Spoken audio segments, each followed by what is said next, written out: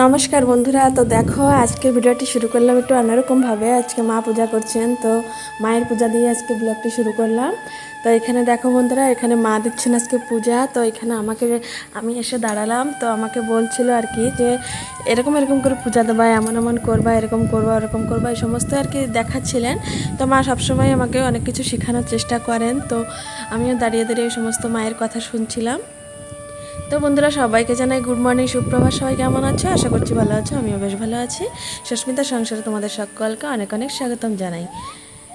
তো ভিডিওটি দেখো বন্ধুরা, স্কিপ না করে, আশা করছি ভালো লাগবে।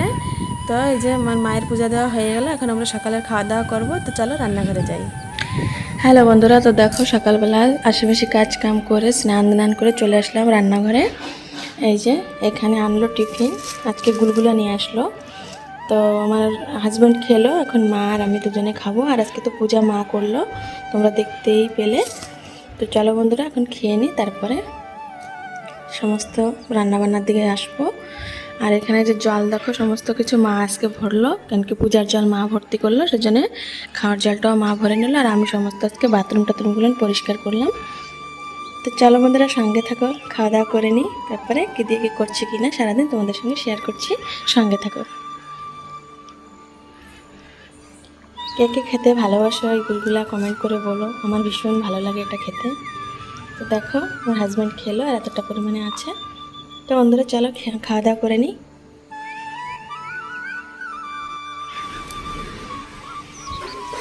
হ্যালো বন্ধুরা, দেখো বিকালবেলা আমাদের এখানে কিরকম পরিমাণে ঝড় বাতাস ছাড়ছে। দেখো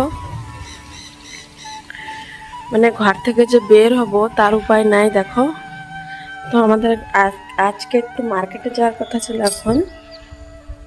তো যেরকম পরিমাণে মানে বাতাস ছাড়ছে, তো মার্কেটে যাওয়ার আর সাহস হচ্ছে না যে ঘর থেকে বেরোয়। দেখো তোমাদেরকে দেখাচ্ছি। দেখো বন্ধুরা, কতটা পরিমাণে বাতাস ছাড়লো। আকাশের অবস্থা খুব খারাপ। আজকে না অনেক কটা বিয়ে আছে জানো তো। তো এরকম যদি হয়, সে বিয়ে বাড়ির কি অবস্থা হয় তোমরাই বলো। দেখো, বৃষ্টি হওয়ার হলে একটু বৃষ্টি হলেও হয়, কিন্তু এরকম বাতাস ছাড়লে ভীষণ ভয় করে। দেখো,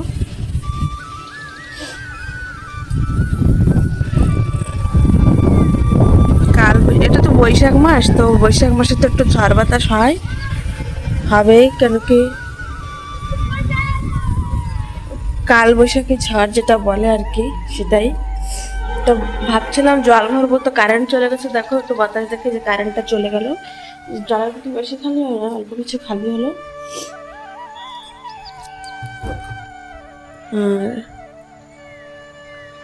আর এখানে দেখো বন্ধুরা, দিদিরা এসেছিল দুপুরবেলা, তাও কিছু খাবার আনলো।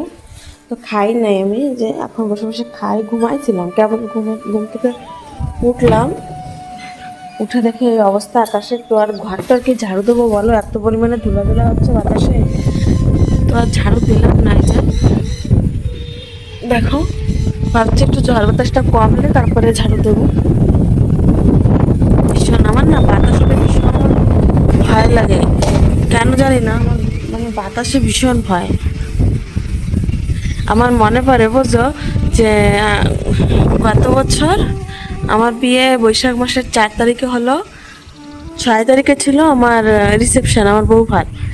তো বউ ভাতটা আমাদের এখানে, আমাদের এই শ্বশুরবাড়িতে রাত্রেবেলা অনুষ্ঠানটা করলো।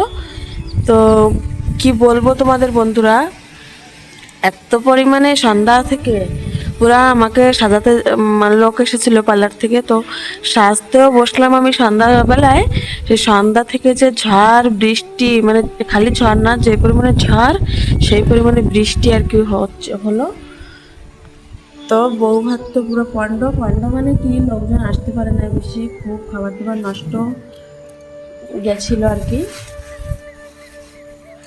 তো কালকে সে মানে 6 তারিখ তো কালকে চলে গেছে, আজকে বৈশাখ মাসের 7 তারিখ। তো কালকে দিনটা না ভালোই গেছিলো। তাই কালকে আমরা সবাই মানে বলাবলি করছিলাম বাড়ির সবাই যে এর আগের বছরটা যদি এরকম যেত বৈশাখ মাসে 20 তারিখ, তাহলে কত নয় ভালো হতো। এরকম অবস্থা। দেখো দিদিরা এনেছিল খাবার, আমি দুপুরবেলা খাই নাই, কেন কি দুপুরবেলা নিয়ে আসলো, বাজারে গেছিলো ওখান থেকে। তো এটা যদি দুপুরবেলা খেতাম তাহলে ভাত খেতে পারতাম না, সেজন্য খাই নাই। যে দেখো তো এখন ঘুম থেকে উঠলাম তো তাই আমি বসে বসে খাই, ভালো লাগবে। বসলাম, ফ্রিজে রেখে দিয়েছিলাম, এইমাত্র ফ্রিজ থেকে বের করলাম, তোমরা দেখলে।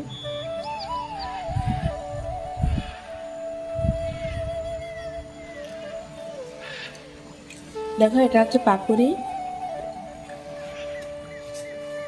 আর এটা হচ্ছে আলুর চপ।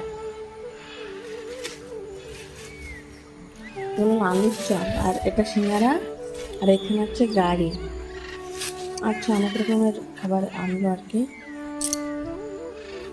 তো এই সমস্ত জিনিস একটু গরম গরম খেলে ভালো লাগে। একটু ঠান্ডা হয়ে গেছে তো অত ভালো লাগছে না। তো বন্ধুরা, আজকে রান্নাবান্না আমি করি না, আজকে রান্নাবান্না মা করলো আর কি। কেন কি আমার শরীরটা ভীষণ খারাপ লাগছিল, তো আমি আর আজকে রান্নাবান্না করি না, মাই করলেন।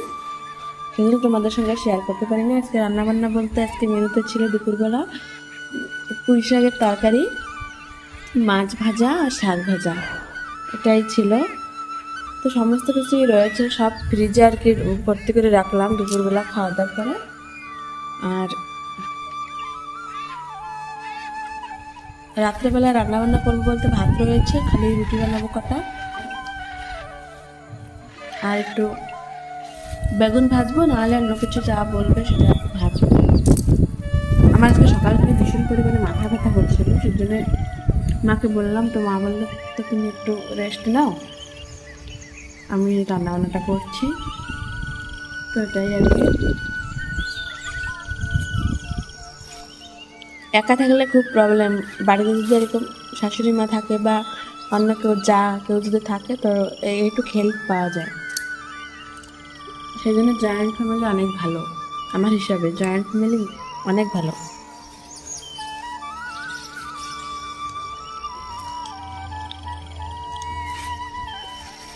সিঙ্গারার সাইজ বেশি বড় না, দেখো ছোট ছোট সিঙ্গারা আছে।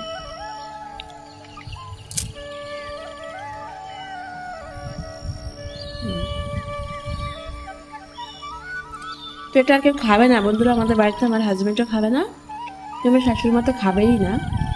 তো এটা আমি যতটা খাবো আর বাকিটা ফেলে দিতে হবে, সেজন্য আর কি এটা করছি। তোমরা কিছু ভেবো না যে আমি নিয়ে নিয়ে খাচ্ছি, কেন কি এটা আর কেউ খাবে না।